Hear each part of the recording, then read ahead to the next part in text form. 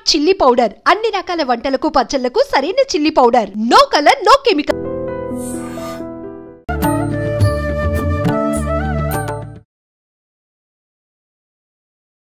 నమస్కారం, welcome to iDream Dharma Margam with Vijitha కార్యక్రమానికి స్వాగతం.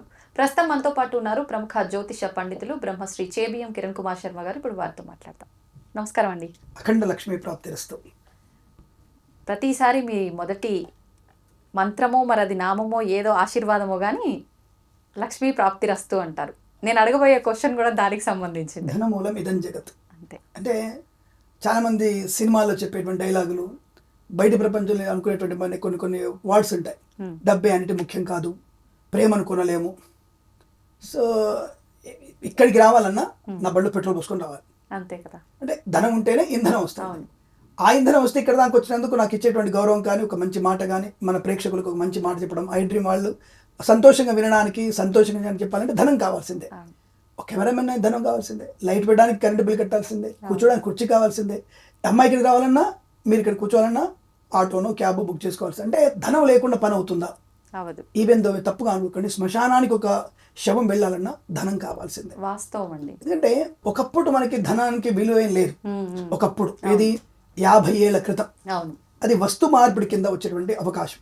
అటువంటి వస్తు మార్పిడిలో అప్పుడు శవాలు తగలడానికి మన కట్టెలు ఊళ్ళో వాదించేవాళ్ళు. అరే అయ్యగారు వాళ్ళు పోయారు, లేకపోతే రెడ్డి గారు పోయారు, లేదంటే మనోడు పోయాడు అని చెప్పి వాళ్ళు కర్రలు తెచ్చుకునే వాళ్ళు, ఒకళ్ళు భోజనాలు పెట్టేవాళ్ళు, ఒకళ్ళు కోమట్టు వచ్చేసి బంతి భోజనాలు పెట్టేవాళ్ళు. ఇలా ఒక్కొక్కళ్ళు ఒక్కొక్క పని చేసేవాళ్ళు. అంటే చేతి వేళ్ల మీద పని అయిపోయేది. అంటే ఒక శవ సంస్కారము, శవదహనం అనేది చాలా కష్టమైన పని. అది సునాయాసంగా అయిపోయేది. వాళ్ళ బాధతో, అయ్యగారు బాధ ఉన్నాడు, రెడ్డికి బాధ ఉన్నాడు, పలాని మన హరిజనుడు బాధగా ఉన్నాడు, పాపం అందరినీ మనకు ఆదుకోవాలనేటువంటి భావన అప్పుడు ఉండే. అప్పుడు కులమతాలు ఏం లేవమ్మా, మన అబద్ధాలు. డబ్బుతో అప్పుడు ముడుగులో లేదు. కానీ తర్వాత కాలంలో డబ్బు మాత్రమే ప్రధానమై మిగతావన్నీ అప్రధానమైపోయినాయి. కాబట్టి అందుకనే అఖండ లక్ష్మీ ప్రాప్తిరస్తు. మన ప్రేక్షకులు కూడా లక్ష్మి అంటే ఆనందం అని అర్థం. ఆనందము, సుఖము అని అర్థం. కానీ మేమందరం అనుకునేది డబ్బు మాత్రమే, ఓన్లీ రూపీస్.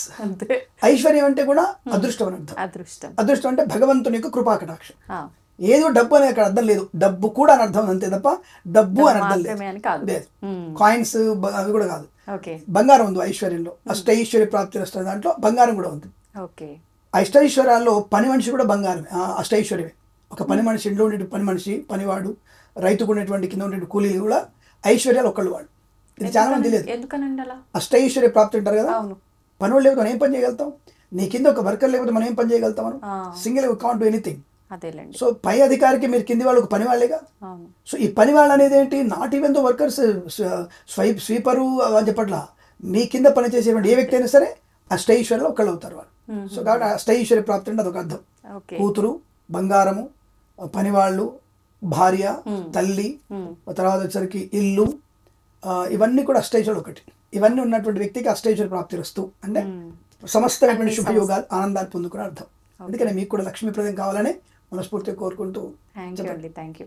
అయితే ఈ ఐశ్వర్య ప్రాప్తి, ఈ లక్ష్మీ ప్రాప్తి కలగాలి అని అంటే కుబేరుడి ఆరాధన చేస్తే ఏమైనా ఫలితం ఉంటుందా అనేది నా ప్రశ్న. ఒకటి, కుబేరుడి పూజనే అని కాదు, ఆరాధన ఎక్కడిదే కాదు.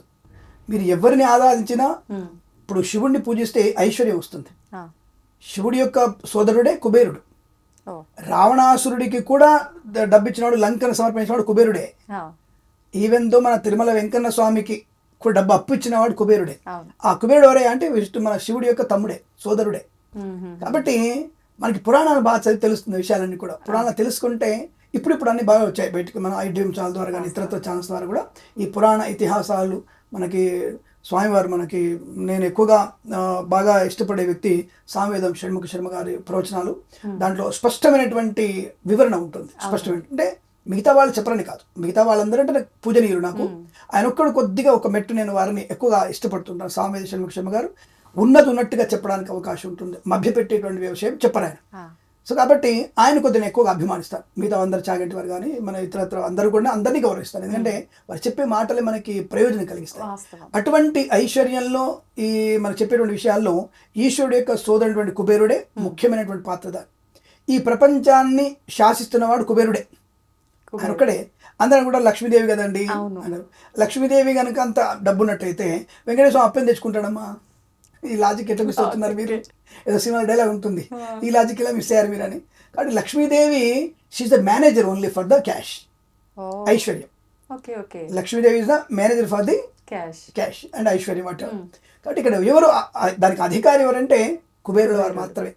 ఆ కుబేరుడు అమ్మవారిని, అమ్మ నీ చేతుల మీదుగా అయ్యు తల్లి, ఇప్పుడు నా ఇంట్లో ఎవరైనా వచ్చారు, పెద్దవాళ్ళు వచ్చారు, మా అమ్మాయికి ఇచ్చి నన్ను దక్షిణ దండం పెట్టంటా నేను. ఎందుకంటే లక్ష్మీప్రదమైంది, తన హస్తం మంచిది కాబట్టి వృద్ధి పొందుతున్న భావంతో వాడు వాళ్ళ సోదరిని అమ్మ నువ్వు లక్ష్మి నువ్వు ఇచ్చే తల్లి అని చెప్పి ఆమెని ఫాలో అప్ చేస్తూ వచ్చి నేను ఎన్నుకున్నాడు అంతవరకు. కాబట్టి లక్ష్మీదేవి మనకు ఫస్ట్ ప్రియారిటీ ఆవిడని ఇవ్వాలి. మనం ఆవిడకి నమస్కరిస్తే మస్కా పెట్టి వచ్చేది కాబట్టి ఆవిడకి నమస్కారం చేసుకోవాలి. కుబేరుని యొక్క వ్రతం అనేది విశిష్టమైన వ్రతం.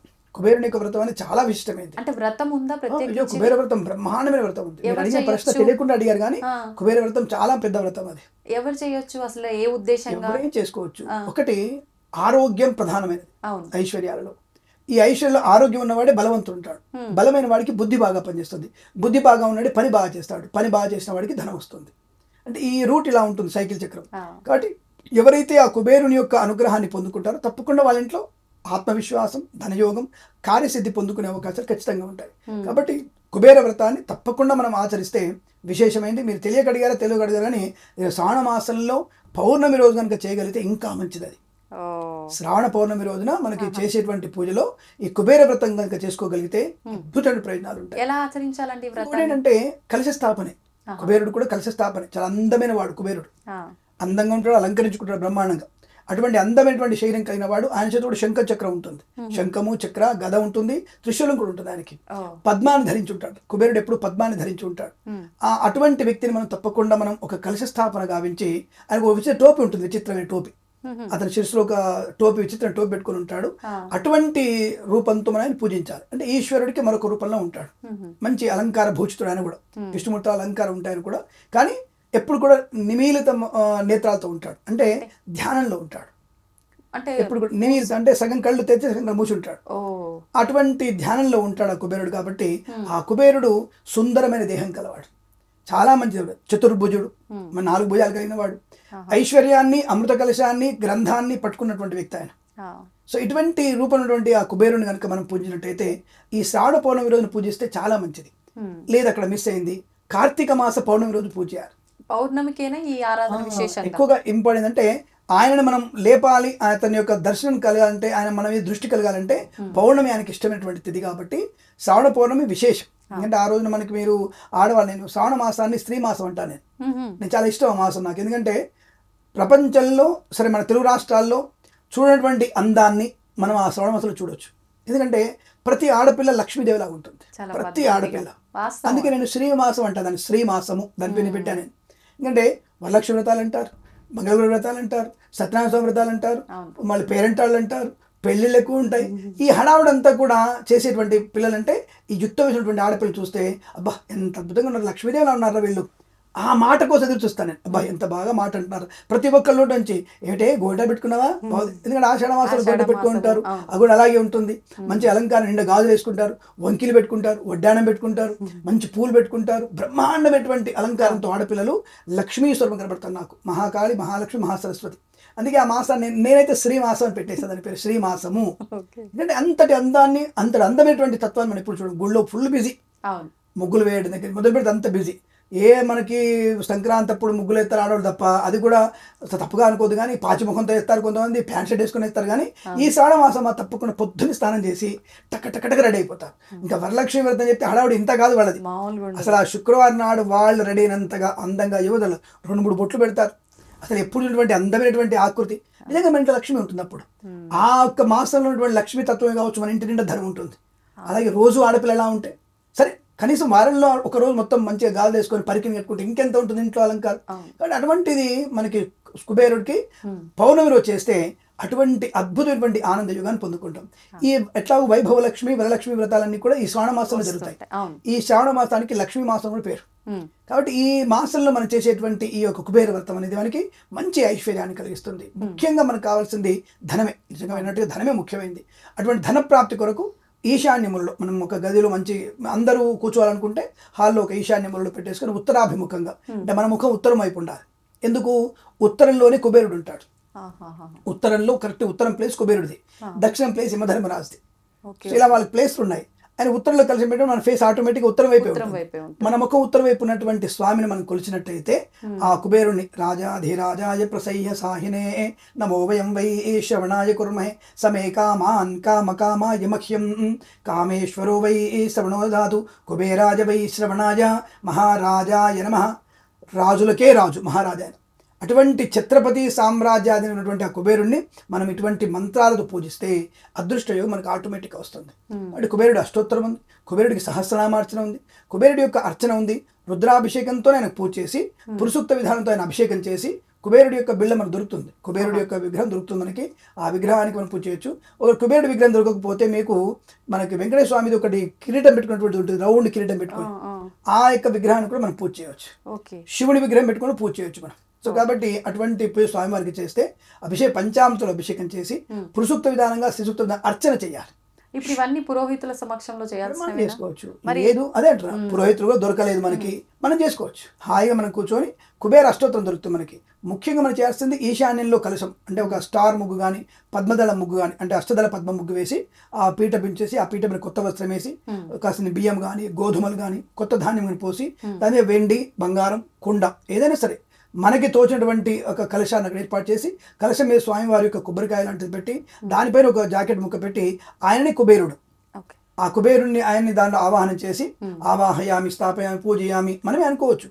ఆయన వచ్చి కూర్చో, ఇగో ఇది నీకు అర్ఘ్యం, ఇది కాళ్ళు కడుకో నీళ్లు, చేయి కడుకో నీళ్లు, అర్ఘ్యం పాదయో పాద్యం హస్తయో అర్ఘ్యం ముఖే శుద్ధాచమన్యం.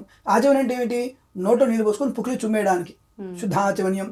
ఆ తర్వాత ఆచమన్యం 3 సార్లు నీళ్ళు తాపడిచేసి వచ్చేసి వస్త్రం గంధం అభిషేకం అర్చన ధూపము దీపము స్వామివారికి అష్టోత్తరం ఇవన్నీ చేసి ఇష్టమైన పదార్థానికి బెల్లపన్నము అలాగే చక్కెర పదార్థాలకి చాలా ఇష్టమైనటువంటి పదార్థాలు ఆ బెల్లపన్నం ఆయనకు పెట్టేసి ఆ ప్రసాదాన్ని ఆ మంగళారతి ఇచ్చేసి స్వామివారికి మంత్రపుష్పాలను సమర్పణ చేసి ప్రదక్షిణ నమస్కారాలు చేసుకొని ఆ కుబేరుని మనం తలుచుకుంటే మన ఇంట్లో స్థిరమైనటువంటి ఆర్థిక ప్రయోజనం కలిగేటువంటి ధన ప్రాప్తి ఉంటుంది. ఇప్పుడు మీరు అన్నట్టుగా పౌర్ణమికి విశేషం అన్నారు కుబేరుని పూజ. ఈ 2 పౌర్ణములకైనా మిగతా ఎవ్రీ మంత్ వచ్చే పౌర్ణమి చేసుకోవచ్చు. దానికి పంచమి మంచిదే, విధియ మంచిదే, దశమి మంచిదే, ఏకాదశి మంచిదే, పౌర్ణములు మంచివే. విశేషం పౌర్ణమి ఏంటంటే లక్ష్మీప్రదమైనటువంటిది పౌర్ణమి తిథి కాబట్టి, అంటే చంద్రుడి యొక్క ఉన్నతమైనటువంటి ప్రయోజనం మనకు బాగా కనబడుతుంది కాబట్టి, వృద్ధి ఉంటుంది కాబట్టి ఆ రోజు చేసుకుంటే మనకి మన ఈ స్వామివారికి ఇష్టమైనటువంటి రోజు కనుక ఆ రోజు చేస్తే మంచిది. శ్రావణ పౌర్ణమి విశేషం, కార్తీక పౌర్ణమి ఇంకా విశేషం. కాకుండా ఏ పౌర్ణమి చేసుకోవచ్చు, మనకి వీలున్నటువంటి పౌర్ణమి రోజు మనం చేసుకోవచ్చు. లేదా విధియ పంచమి సప్తమి దశమి ఏకాదశి కూడా చేసుకోవచ్చు. విశేషమైనది బుధవారం చేసే శ్రేష్టం, బుధవారం ఇంకా శ్రేష్టమైనది. ఆయనకి బుధవారం ప్రీతి అయినటువంటి రోజు, ఆయన యొక్క అవతరణ బుధవారం జరిగింది కాబట్టి ఆయనకి బుధవారం రోజు చేస్తే ఇంకా మంచిది అనమాట. ఇప్పుడు ఈ కుబేరునికి ధనానికి ఐశ్వర్యానికి సంబంధం ఏంటండి? ధనానికి అధిపతి ఆయనే. అసలు ఎందుకంటే దాని వెనకాల రీజన్ ఏదైనా ఉంటుంది. శివుడు ఆయనకి అనుగ్రహాన్ని ఇచ్చాడు, ఐశ్వర్యం అంతా శివుడి దగ్గర ఉంటుంది. అంటే శివుడి దగ్గర ఏముంటుందండి, విభూది కదా. బూడిద అంటే నువ్వు తదనంతరం బూడిద, బతుకున్న ద్వారా నీకు కావాలి కదా. అందుకే సమస్త కామ సిద్ధి పొందడానికి మనకి శివుడే కారకుడు, అన్నిటి ఆయన కారకుడు. ఈయన పాలిస్తాడని చెప్తారు అందరూ కూడా. పాలించేవాడు విష్ణుమూర్తి చెప్తారు. ఆయన చెప్తారంటే బ్రహ్మ సృష్టి చేసి ఆయన పాలిస్తుంటాడు. ఆయన పాలించడంలో ఇచ్చే ధనవంత ఎవరు, ఈదరు తీసుకొని వాడిని పాలించడానికి ఇవ్వాలి, మన అన్ని కామనా సిద్ధాలి. ఆ కామనా సిద్ధి కూడా ఇచ్చేవాడు మన కుబేరుడు మాత్రమే. సమస్త కామ సిద్ధి అంటే కోరికలన్నీ కూడా, అంటే ధర్మమైనటువంటి కోరికలన్నీ కూడా, పుత్రుడు పుత్రిక ధనము ఐశ్వర్యము ఆనందము రోగము లేని శరీరము ఇవన్నీ ఇచ్చేవాడు కుబేరుడే. కుబేరుడు ఎలా ఇస్తున్నాడు, ఈశ్వరుడు యొక్క అనుగ్రహంతో ఆయన అంశ ద్వారా వచ్చినటువంటి కుబేరుడు మనకి ఇవన్నీ ఇస్తున్నాడు. అందుకని ఈశ్వరుడు వేడుకుంటే సరిపోద్దిగా, ఉన్నంతవరకు ఆయన ఈశ్వరాధన చేసి ఈశ్వరుడు యొక్క వరప్రదానం వల్ల కుబేరుడు ధనానికి అధిపతి అయి ఇవన్నీ సమస్త భూమండలానికి కానీ దేవదానవులకు కానీ ఆయన ధనాన్ని అప్పుగా ఇస్తుంటాడు. అందరి దగ్గర ధనం ఉండడానికి కారకుడు ఆయన. ఆయనకున్నటువంటి ముఖ్యమైనటువంటి అధినేత శ్రీ మహాలక్ష్మీదేవి. ఆమె ద్వారా మనకి వితరణ చేస్తుంటాడు. డబ్బు ఎవరెవరికి ఎంత ఇవ్వాలి, ఎంత పని చేశారు ఎంత ఇవ్వాలి, ఎంత పుణ్యం సంపాదించారు ఎంతవరకు ఇవ్వాలి అనేది ఈశ్వరుడు యొక్క అనుగ్రహం చేత ఆయన నియమించబడ్డాడు. ఆ దిక్పాలకులలో కుబేరుని యొక్క స్థానాన్ని దిక్పాలకుడు నిలబెట్టి అప్పుడు అందరికీ డిస్ట్రిబ్యూట్ చేస్తున్నాడు ధనాన్ని. ధనం అంటే not only cash and rupees, అది బంగారము ఆనందము సుఖము సంతోషము. పుత్ర సంతానం ఐశ్వర్యాన్ని ఇచ్చేది. అంటే పుత్రిక కాదు, పుత్రిక అల్టిమేట్ అన్నిటికంటే గొప్పదైంది. కానీ పుత్ర సంతానం అనేది మీకున్నటువంటి జన్మరాహిత్యం పొందడానికి స్వర్గలోక ప్రాప్తికి పిండ ప్రదానం చేయడానికి పుత్రుడు కావాలని చెప్తున్నారు. మరి పుత్రిక చేయొద్దా? అదే మనకి ధర్మశాస్త్రంలో పుత్రిక కూడా పిండ ప్రదానం చేయొచ్చు, కాస్టల్లో మనకి తలకోరు పెట్టవచ్చు, ఇవన్నీ పుత్రిక చేయొచ్చు. తనకు ఆ యజమానికి తనకు అధికారం ఉంది, అది శాస్త్రంలో చెప్పబడింది, వేదంలో చెప్పబడింది. మరి ఎందుకు చేయనియరు? అది అబద్ధం. చేయనియరు అనేది అబద్ధం. ఎందుకు చేయొద్దు అంటే ఇది ఆడవాళ్ళకు ఉండేటువంటి నెలసరి అనేది అప్పుడు ఎప్పుడు వస్తుందో తెలియదు మనకి. ఒకప్పుడు అనేది కరెక్ట్ పీరియడ్ తెలిసేది, ఇప్పుడు తెలియకుండా అయిపోయింది. కలుస్తున్న వాతావరణం కావచ్చు, భోజనం కావచ్చు, తెలియకుండా పోయింది. అప్పట్లో తెలిసేది. అయితే ఒకవేళ అమ్మాయికి నెలసరి వచ్చే 3 రోజుల ముందు కనుక తను చనిపోతే కొరువు పెడుతుంది. మరి దశకర్మ ఎవరు చేయాలి? దశదిన కర్మ, నిత్యకర్మ ఎవరు చేయాలి? నరేశ్వర దోషం ఏర్పడుతుంది కాబట్టి మళ్ళీ ఇబ్బంది కనుక పుత్రుని అక్కడ ఏమైనా సరే పుత్రుని చేయమని చెప్పారు, అంత ఆడపిల్ల చేయొద్దని చెప్పలేదు. 5 రోజుల తర్వాత మళ్ళీ తన కర్మ పూర్తి చేయొచ్చు, కర్మ భ్రష్టు లేకుండా తను పూర్తి చేయొచ్చు. అలాంటి యోగ్యత అమ్మాయికి ఉంది. కాబట్టి ఇలా పుత్ర సంతానం కూడా ఈ మనకు తప్పకుండా కుబేరుని పూజిస్తే ఐశ్వర్యాన్ని పొందుకునే అవకాశం ఉంటుంది. ఐశ్వర్యం అంటే ధనము, ఆనందము, అన్ని రకాల ఆరోగ్యప్రదత ఆయనే. ఆరోగ్యం చూడ ఆయన. అందుకే అంటారు కదా అమృత భాండాన్ని పట్టుకొని ఉంటారు ఆయన. కాబట్టి ఆరోగ్యం, అమృత భాండం అంటే నాటివెందు అమృతం ఒకటే కాదు, అమృతం అంటే అన్నం అని కూడా అర్థం. అంతే, అన్నం ఇచ్చేవాడు ఆయన. కాబట్టి సమయానికి అవసరానికి వచ్చిన ప్రతిదీ అది అమృతంతో సమానమే. మనకి బాగా ఆకలి ఎడారిలో వెళ్తున్నప్పుడు, రాజస్థాన్ ఎడారిలో చిక్కిపోయి వెళ్ళిపోతున్నప్పుడు కాసిన మురుగునీళ్ళు దొరికినా సరే, లేదంటే ఏదంటే దాన్ని ఏమంటారు మనకి సంకటి దొరికినా, లేకపోతే చెట్టలో నీళ్ళు దొరికినా తాగేస్తాం మనం, అది అమృతంతో సమానం. కాబట్టి అప్పుడు ప్రాణాధారం అది. కాబట్టి ప్రాణం నిలబెట్టడానికి ఏది ఉపయోగపడదు అమృతంతో సమానం. కాబట్టి అమృతము అంటే అన్నం అని కూడా అర్థం ఉంది, అదే విషయం. కాబట్టి కుబేరుణ్ణి మనం ఇలా పూజిస్తే తప్పకుండా మనకి, అంటే ఇది 3 వారాలు, 7 వారాలు, 11 వారాలుగా చెప్పబడింది శాస్త్రంలో. సో అలా మనం చేయగలిగితే మంచిది. కొంతమంది ఈ 12 మాసాలు కూడా చేస్తారు, అంటే 12 పౌర్ణములు చేస్తుంటారు కొంతమంది. అలాంటి శుభమైనటువంటి యోగం బాగా కలుగుతుంది. పెద్ద పెద్ద వాళ్ళు అదే చేస్తారు, మనం చేయనుకుంటాం కానీ పెద్ద పెద్ద వాళ్ళలో తప్పకుండా జరిగేటువంటి అవే కార్యక్రమాలు. ఇప్పుడు మనకు ఉన్నటువంటి ఈ భాగ్యనగరంలో ఉన్నటువంటి అనేక పెద్దవాళ్ళందరూ కూడా తప్పకుండా జరుగుతాయి. కానీ మాకు తెలుసు కాబట్టి చెప్తున్నాం, సరే పేర్లు అక్కర్లేదు. కానీ ప్రతి ఒక్క పెద్ద మీరున్నటువంటి హై లెవెల్ పోయిన అందరూ కూడా ఇటువంటి వ్రతాలు ఖచ్చితంగా చేస్తారు, చాలా ఖచ్చితంగా చేస్తారు, అందులో సందేహమే లేదు. ఖచ్చితంగా ఇలాంటి వాటి వల్ల నాకు నిజంగా మీరు అన్నట్టుగా ఇది ఒక వ్రతం ఉందని తెలీదు. నేను మామూలుగా ధనానికి అధిపతి కుబేరుడు అంటారు, మరి లక్ష్మి సంపద వీటన్నిటికీ, మరి లక్ష్మీ అమ్మవారు ఎవరు అనే ఒక చిన్న డౌట్ వచ్చి నాకు, నేను అడగాలని అడిగిన తప్పితే నాకు నిజంగానే Lakshmi in charge of the money matters. కాబట్టి తనని అధికారినిగా తను నియమించుకున్నాడు. అదే సెంటిమెంట్, చెల్లెల చేతుల మీద అందరు పంపించాడు, కూతురు చేతులు అందరు పంపించాడు. శివుడి చెల్లెలే కదా అమ్మవారు లక్ష్మీదేవి. కాబట్టి ఆవిడ చేతుల మీదుగా పంపించేయడానికి సిద్ధపడ్డాడు. ఇప్పుడు నేను ఎగ్జాంపుల్ నేనే ఉన్నాను. ఎవరికి డబ్బు నీ చేతిలో ఇవ్వను, మా అమ్మాయికి ఇస్తే వాళ్ళకి ఎక్కువ అవుతుంది, 100 రూపాయలు ఇస్తే వాళ్ళకి 10,000 అవుతాయి, అటువంటి సెంటిమెంట్ ఎక్కువగా ఉంటుంది. కాబట్టి అమ్మాయి చేతిలో ఇచ్చినటువంటి ఏ ధనమైనా తీసుకున్న వాళ్ళకి ఐశ్వర్యవంతులయ్యే అవకాశం ఎక్కువగా ఉంటాయి. ఇది సెంటిమెంట్ అనుకుంటారు కానీ కుబేరుడు యొక్క అనుగ్రహం అనుకుంటాను. ఆయనే తన చెల్లెలకి ఇచ్చినప్పుడు, చెల్లెలుగా కూతురుగా అనుకున్నాడు, ఆయన ఇచ్చినప్పుడు మన కూతురుతో ఇప్పిస్తే ఎలా ఉంటుందనే విషయం నాకు కల్పించి నేను ఎప్పుడు కూడా మా అమ్మాయితోనే నేను అందరికి దక్షిణ పెద్దవాళ్ళు వచ్చినప్పుడు దక్షిణ ఇప్పిస్తుంటాను. పండైనా సరే మా అమ్మాయి చేతితో ఇప్పిస్తుంటాను.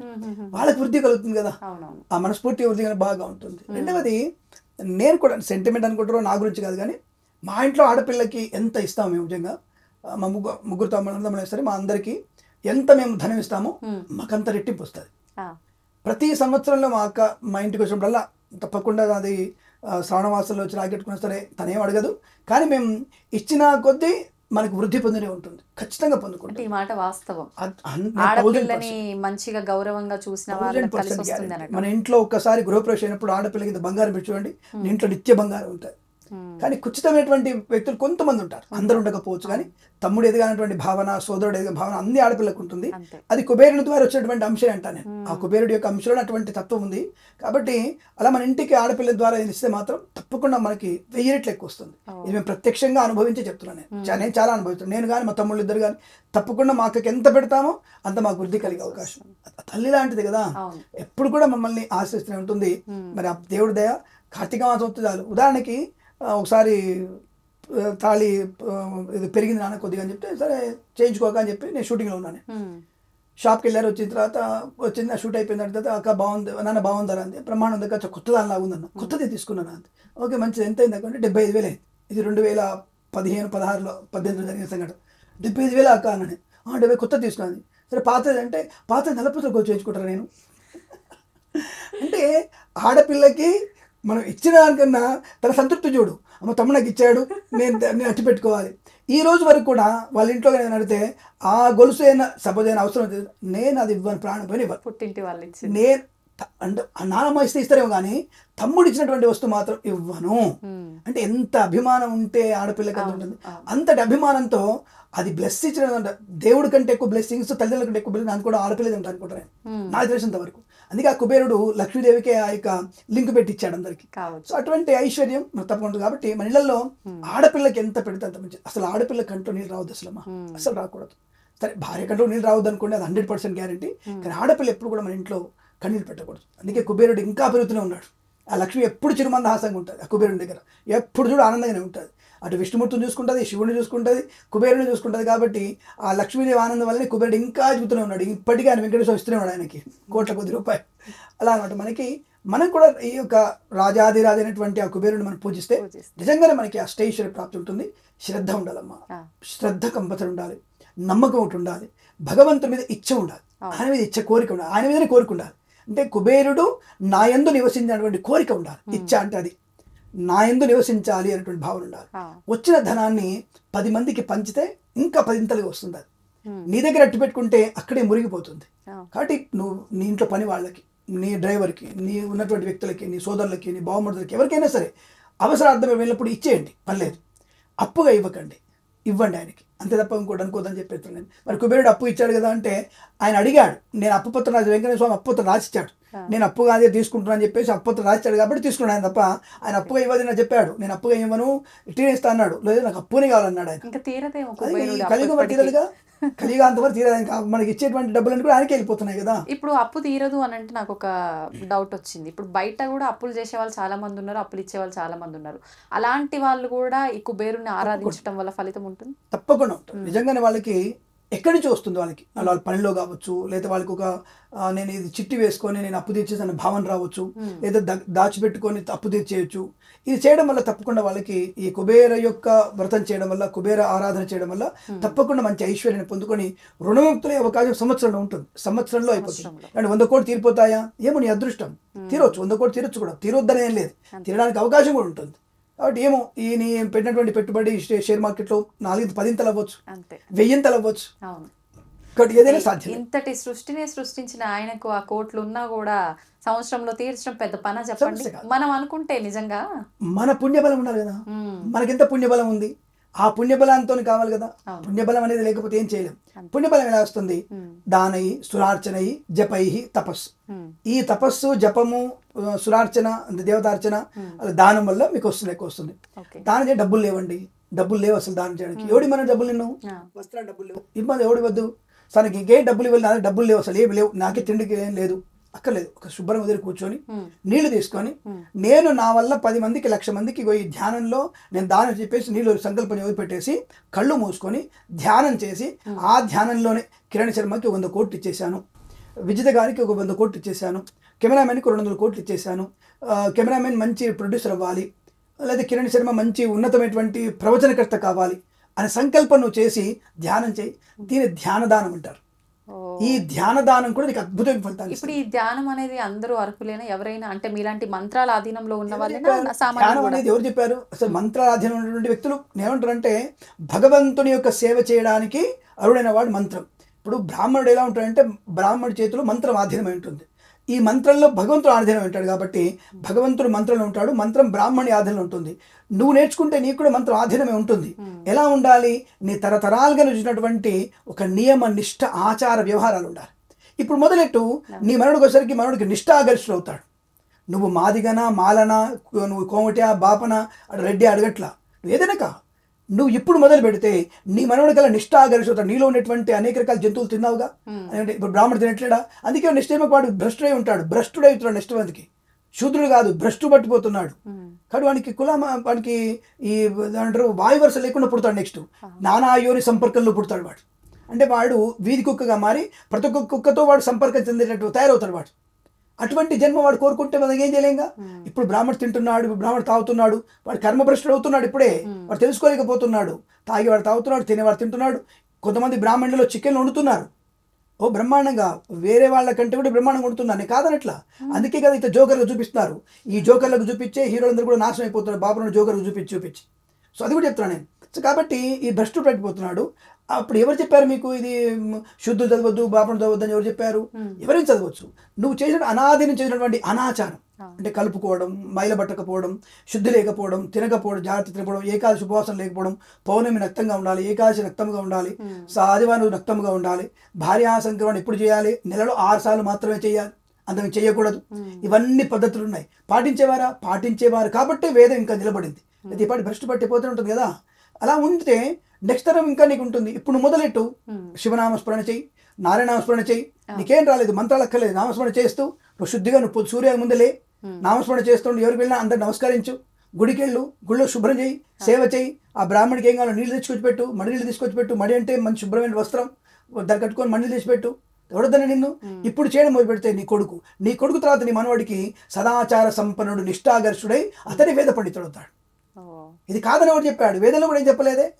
ఎందుకు దీని గురించి చంగలు గుద్దుకుంటున్నారు అవతల వాళ్ళు? సో అంటే మనల్ని విభజించి పాలించారు. సో కాబట్టి అందుకనే ఇటువంటి ఐశ్వర్యంలో సదాచారం కూడా ఉంది. కాబట్టి కుబేరుడు పూజ చేస్తే మీరు చెప్పినట్టుగా సదాచారం కూడా వస్తుంది. అందుకే సమస్త కామనా సిద్ధి పొందడానికి రాజాధిరాజైనటువంటి ఆ యొక్క మహారాజును కనుక మనం పూజించగలిగితే, ఆ యొక్క కుబేరుని పూజిస్తే ఇటువంటి సదాచారం కూడా వస్తుంది. అది కూడా లక్ష్మీప్రదమే. ఎప్పుడైతే నిష్ఠాగరిష్ఠుడు అవుతాడో వాడి బుద్ధి వికాసం ఉంటుంది, అంటే ఇతరులకు ఉపయోగపడే మనస్తత్వం పెరుగుతుంది, దానివల్ల మనకి ఐశ్వర్యం పెరుగుతుంది. ఐశ్వర్యానికి కారకుడు కుబేరుడే కాబట్టి అందరూ కుబేరవర్తం చేయొచ్చు. ఇక్కడ ఎవ్వరి కులం అనేది లేదు, మతం అనేది లేదు. నువ్వు ముస్లిమా చెయ్యి, నీ నమ్మకం ఉందా, నువ్వు ముస్లిం చెయ్యి, క్రిస్టియనా చెయ్యి, సిక్కు చెయ్యి, జైనుడు చెయ్యి, నువ్వు ఎవరైనా చెయ్యి, పారసీకులు ఎవరైనా చేయండి. చేసి దాన్ని అనుభవించిన సంవత్సరం తర్వాత అయిందా లేదా అప్పుడు చెప్పండి. మీరు చేయకముందు వేరే మాటలు మాట్లాడదట. That's all. అద్భుతం అండి. నిజంగా నేను అడిగినప్పుడు ఏ ఉద్దేశంతో అడిగానో కానీ మంచి వివరణ అయితే వచ్చింది ఫైనల్గా. అందరికీ లక్ష్యం అంటే మీరు అడిగిన మాట వల్ల ఇది విన్నటువంటి కనీసం 10 మంది సరే స్టార్ట్ చేస్తారు. రేపు వచ్చే శ్రావణ పౌర్ణమి స్టార్ట్ చేస్తారు. అదృష్టం దగ్గరలో ఉంది. ఆ శ్రావణ పౌర్ణమి మీరు చేయండి, తప్పకుండా మీకు ఐశ్వర్యం ఉంటుంది, ఇందులో సందేహం లేదు. అందుకే కదా వినమ్రత ఉండాలి. భగవంతుడి మీద ఒక పూర్తి స్థాయి నమ్మకంతో చేయండి, తప్పకుండా మీకు 10 లక్షల అప్పు ఉందా నెక్స్ట్ ఇయర్ తీరిపోతుంది, 1 కోటి రూపాయల అప్పు తీరిపోతుంది, 100 కోట్ల అప్పు ఉందా మీరు ఆ 100 కోట్లు సంపాదించే అర్హత మీకుందా, ఆయన కుబేరుడే ఇస్తాడు, ఈశ్వరాజ్ఞతో మీకు వస్తుంది, తప్పకుండా మీ అప్పు తీరిపోయే అవకాశం ఉంటుంది. అందులో నిజం ఖచ్చితంగా నిజం ఉంటుంది, కించిత అనుమానం కూడా అక్కర్లేదు. అదే ధన్యవాదాలు. సర్వే జనా సుఖినో భవంతు, అఖండ ఐశ్వర్యమస్తు. నమస్కారం. తవ్వుతూనే శివలింగం సరే దాన్ని అట్లా కప్పేసేయండి, చూపించదండి. మూర్తి పూజ కాదు, సాక్షాత్ బ్రజేంద్ర నందన భగవాన్ ఉన్నారు మూర్తిలో. ఏమీ ఆశించకుండా ఆరాధించే వాళ్ళు కూడా ఉన్నారా ప్రభుజీ? నిజమైన భక్తి అంటే మనకు తెలియదు కాబట్టి